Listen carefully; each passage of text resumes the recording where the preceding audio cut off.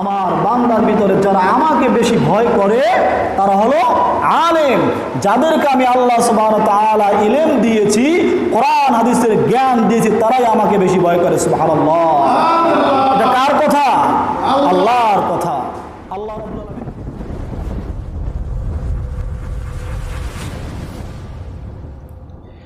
Ibrahim TV সত্যের পথে। ইলম যারা শিক্ষা করে তাদের মর্যাদা কতটা সেই বিষয়ে কিছু কথা তুলে ধরবো আলোচনার ভূমিকাতে। আল্লাহ রাব্বুল আলামিন কোরআনে বললেন, ইন্নামা ইয়াখশাল্লাহু মিন ইবাদিল উলামা। আল্লাহ রাব্বুল আলামিনের বান্দার ভিতরে যারা রয়েছেন সবচাইতে বেশি আল্লাহকে ভয় করে, আর তারা হলো আলেমরা। সুবহানাল্লাহ। এই কথা কার? আল্লাহ। আল্লাহ বললেন, ইন্নামা ইয়াখশাল্লাহু মিন ইবাদিল উলামা। আমার বান্দার ভিতরে যারা আমাকে বেশি ভয় করে তারা হলো আলেম, যাদেরকে আমি আল্লাহ সুবহানাহু ওয়া তাআলা ইলম দিয়েছি, কোরআন হাদিসের জ্ঞান দিয়েছি, তারাই আমাকে বেশি ভয় করে। সুবহানাল্লাহ। এটা কার কথা? আল্লাহর কথা। আল্লাহ রাব্বুল আলামিন কোরআনে জানিয়ে দিয়েছেন। এখন বলতে পারেন যে হুজুর, আলেমরাই শুধু আল্লাহকে ভয় করে, আমরা সাধারণ লোককে আল্লাহকে ভয় করি না? না, এর ব্যাখ্যা হলো এভাবে যে আপনার একজন ডাক্তার সে তো জানে কোন রোগের কোন ঔষধ। আমার কথা আপনারা বুঝেন? একজন ডাক্তার সে তো জানে কোন রোগের কোন ঔষধ, কাজে সে সময় মতো সে ঔষধ খেতে পারে, অথবা অসুস্থ হওয়ার আগে সে সাধারণ একটি ট্রিটমেন্ট সে নিজেই কি নিতে পারে, অথবা অসুস্থ হওয়ার পরে কি ঔষধ খেলে সে সুস্থ হবে সে বিষয়ে সে বিজ্ঞ কিনা বলেন? সে জানে কিনা বলেন? জানে, যেহেতু সে নিজে ডাক্তার, নিজে ডাক্তারি করে এবং রোগী দেখে, কাজেই সে জানে কোন ঔষধে কোন রোগ ভালো হয়। বিষয়টা ক্লিয়ার কিনা? তো যে আলেম, মানুষ তো সকলে আমরা গুনার কাজ করি, এমন যে না কেউ মাসুম, কেউ এমন নাই যে গুনার কাজ আমরা করি না। কেউ সগীরা গুনাহ করি, কেউ কবিরা গুনাহ করি, কেউ শিরকের গুনাহ করি, কেউ জাহিরি করি, কেউ বাতিনি করি, কেউ প্রকাশ্যে, কেউ গোপনে, কেউ দিনের বেলায়, কেউ রাতের আধারে। কথা ঠিক কিনা বলেন?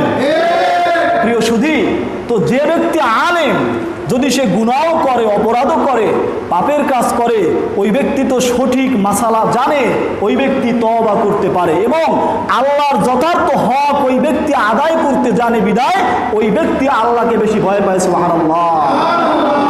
এখন সাধারণ লোক যিনি, ওনার অসুস্থ, উনি অসুস্থ হয়ে গেছেন, উনি তো ডাক্তার না, উনি এখন ডাক্তারের কাছে যাবে, ডাক্তার ওনাকে দেখবে, তারপরে ঔষধ দিবে, প্রেসক্রিপশন করবে, তারপরে ঔষধ কিনে খাবে, তারপরে আল্লাহ চাইলে তিনি কি হবেন? সুস্থ হবেন। কথা ঠিক কিনা বলেন? তো একজন সাধারণ ব্যক্তি যদি গুনার কাজ করে, ওই ব্যক্তি গুনার কাজ করলে সে তো কোন গুনার কোন তওবা?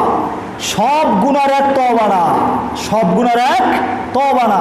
কাজী আলেম ব্যক্তি জানে বান্দার হকের গুনার তওবা কি, আল্লাহর হকের গুনার তওবা কি, পিতামাতার হকের গুনার তওবা কি, আত্মীয় স্বজনের হকের গুনার তওবা কি, হালাল হারামের গুনার তওবা কি। একজন আলেম জানে, যার ভিতরে কোরআনের ইলম আছে সে জানে। আর একজন সাধারণ লোক যদি এই অপরাধ, এই গুনার কাজ করে, সে তো সব গুনার তওবা মনে করে আস্তাগফিরুল্লাহ আস্তাগফিরুল্লাহ। সব গুনাহ, সব পাপের তওবা কিন্তু আস্তাগফিরুল্লাহ না।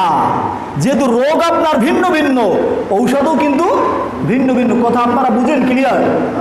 রোগ ভিন্ন ভিন্ন। একজন লোকের রোগ হয়েছে জ্বর, গ্যাস্ট্রিক, আলসার, মাথা ব্যথা, ক্যান্সার, বিভিন্ন রকমের রোগ তার। এখন ডক্টর যদি এক প্যারাসিটামল দেয় তো রোগী কি ভালো হবে? ভালো হবে? কেন ভালো হবে না? কেন? ডাক্তার তো ঔষধ দিছে, কিন্তু না, ওই রোগী ভালো হবে প্যারাসিটামল খেলে। যেই রোগের ঔষধ দিছে ডাক্তার, ব্যথা অথবা গায়ে জ্বর থাকলে না পায় এক্সট্রা খেলে গায়ের জ্বর ভালো হবে, কিন্তু গ্যাস্ট্রিক আর আলসার আর ক্যান্সার ভালো হবে না, তার জন্য ভিন্ন ঔষধ খেতে হবে। প্রিয় সুধী, তো সাধারণ লোক যারা আছে তারা ওই সব গুনার তওবা মনে করে আস্তাগফিরুল্লাহ। আর সাধারণ লোক যারা আছে, আমরা যারা সাধারণ লোক রয়েছি, যাদের ভিতরে কোরআন সুন্নাহর ইলম নাই, হাদিস কোরআনের জ্ঞান নাই, যারা উম্মি, যারা জানে না, তারা গুনাহ করলেও আল্লাহর কাছে মাপ চাইতেও জানে না, কিভাবে মাপ চাইতে হবে সেই মাসালাই জানে না।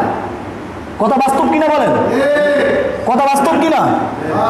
বাস্তব, 100% বাস্তব। কারণ সাধারণ লোক তো সে জানে না কোন গুনার কোন তওবা, কিন্তু একজন আলেম ব্যক্তি আল্লাহর যথার্থ মূল্যায়ন জানে, আল্লাহর পরিচয় জানে, আল্লাহর গুণ, আল্লাহর হিকমত, আল্লাহর কৌশল সব কিছু একজন আলেম ব্যক্তি জানে, যে ব্যক্তির ভিতর আল্লাহ সুবহানাহু ওয়া তাআলা কোরআনের ইলম দিয়েছে। তো সেই ব্যক্তি মর্যাদাবান না একজন জানে না ওই ব্যক্তি মর্যাদাবান? আল্লাহর হাবিব বলেন, বুখারী বর্ণনা আছে, আল্লাহ রাসূল বললেন, কিতাবের ভিতর আছে, ফাদলুল আলিমি আলাল আবিদি কাফাদলি আলা আদনাকুম। একজন, ও আমার সাহাবীরা শোনো, যেমনি ভাবে তোমাদের উপরে আমার মর্যাদা, ও আমার সাহাবীরা তোমরা আমার সাহাবী, তোমাদের উপরে হলো আমার স্থান, আমার মর্যাদা, কাজী তোমাদের উপরে আমার যেমন সম্মান ইজ্জত মর্যাদা বেশি, আর আমার উম্মতের সাধারণ উম্মতের উপরে আলেমদের মর্যাদা বেশি। এজন্য আল্লাহর হাবিব বলছেন, ফাদলুল আলিমি আলাল আবিদি কাফাদলি আলা আদনাকুম। একজন আলেম ব্যক্তি ঘুমাবে আর একজন সাধারণ মানুষ সারা রাত জেগে আমল করবে, ওই আলেম ব্যক্তির ঘুমটা একটা ইবাদত।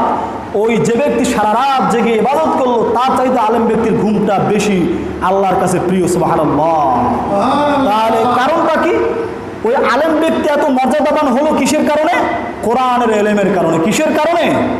কোরআনের ইলমের কারণে। কাজী আল্লাহর হাবিব স্পষ্ট বলেছেন, যারা জানে আর যারা জানে না তারা এক হতে পারে না।